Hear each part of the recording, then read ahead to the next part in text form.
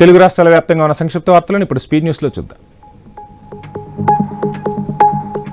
డ్యూటీలో బిజీగా ఉండే పోలీసులకు కుటుంబాలతో గడిపే సమయం తక్కువ ఉంటుంది. అందుకే తోటి సిబ్బంది కుటుంబ సభ్యులుగా మారి మహిళా కానిస్టేబుల్ కు సీమంతం చేశారు. ఈ ఘటన మక్తల్ పోలీస్ స్టేషన్ పరిధిలో జరిగింది. సెలవుల్లో వెళ్తున్న మహిళా కానిస్టేబుల్ కు సిబ్బంది కుటుంబ సభ్యులు మాదిరిగా మారి ధైర్యం చెప్పారు.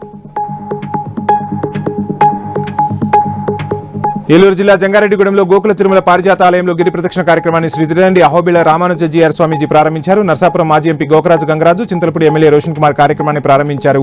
భక్తులు భారీ సంఖ్యలో గిరి ప్రదక్షిణలో పాల్గొన్నారు.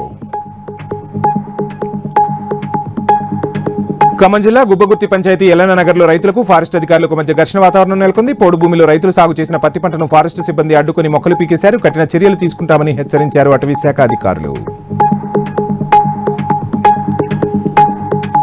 ఎన్నికలప్పుడే రాజకీయాలు చేయాలి తప్ప అభివృద్ధి విషయంలో కలిసికట్టుగా ఉండాలని ఎమ్మెల్యే రామారావు పాటిల్ తెలిపారు. నిర్మల్ జిల్లా బైంసా మండలం సీరాలలో ఇంద్రమ ఇండ్లను ఎమ్మెల్యే ప్రారంభించారు. పార్టీలకు అతీతంగా ఇండ్లు ఇప్పిస్తానని, పేదలకు ఎవరైనా అన్యాయం చేస్తే ఊరుకునే ప్రసక్తే లేదని హెచ్చరించారు. నంద్యాల జిల్లా పాణ్యం గిరిజన గురుకుల పాఠశాలలో విద్యార్థులు అస్వస్థత కారణమైన ప్రిన్సిపల్ను సస్పెండ్ చేయాలని విద్యార్థి సంఘాల నాయకులు పెద్ద ఎత్తున డిమాండ్ చేశారు. స్టూడెంట్స్ కు నాణ్యమైన భోజనం, పరిశుభ్ర వాతావరణం ఉండాలంటూ ఆందోళన చేపట్టారు. సికింద్రాబాద్ పంచముఖి ఆంజనేయ స్వామి ఆలయంలో శ్రావణ మాసం మొదటి శనివారం ప్రత్యేక పూజలు నిర్వహించారు. అభిషేకం, సింధూరం పూజలు చేసి అనంతరం అన్నదానం చేపట్టారు. అమలాపురంలోని కలెక్టరేట్ ముందు వీసీకే పార్టీ దళిత ప్రజా సంఘాల ఆధ్వర్యంలో ఆందోళన జరిగింది. దళిత యువకుడు మహేష్ పై దాడి చేస్తూ వీడియోలు తీసిన వారిని శిక్షించాలని కోరారు. ఉద్యోగాలు ఇప్పిస్తామంటూ డబ్బులు కాజేసిన విజయ్ కుమార్ తో పాటు నిందితులను అరెస్టు చేయాలని డిమాండ్ చేశారు. గ్రామ కమిటీ ఆగడాలపై న్యాయ వ్యవస్థ, ప్రభుత్వ యంత్రాంగం కలిసి ప్రజలకు అవగాహన కల్పించారు. నిజామాబాద్ జిల్లా తాళ్లరాంపూర్లో న్యాయ విజ్ఞాన సదస్సు ఆసక్తి కలిగించింది. చట్టాన్ని చేతిలోకి తీసుకుని ప్రజలను ఇబ్బందులకు గురి చేస్తే శిక్షలు తప్పవని జిల్లా ప్రధాన న్యాయమూర్తి భారతలక్ష్మి హెచ్చరించారు.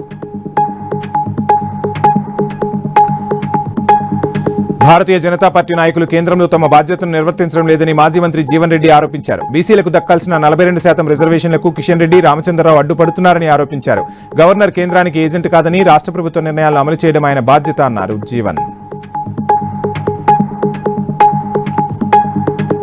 ప్రకాశం జిల్లా కరడు గ్రామంలో భూసేకరణకు ప్రభుత్వం ఎస్టీలను భయభ్రాంతులకు గురి చేస్తుందని వైసీపీ ఎమ్మెల్సీ మాధవరావు ఆరోపించారు. గ్రామంలో భూసేకరణను వ్యతిరేకిస్తున్నారని, ఎస్టీ మహిళలను అర్ధరాత్రి పోలీసులు అరెస్టు చేయడం దారుణమన్నారు.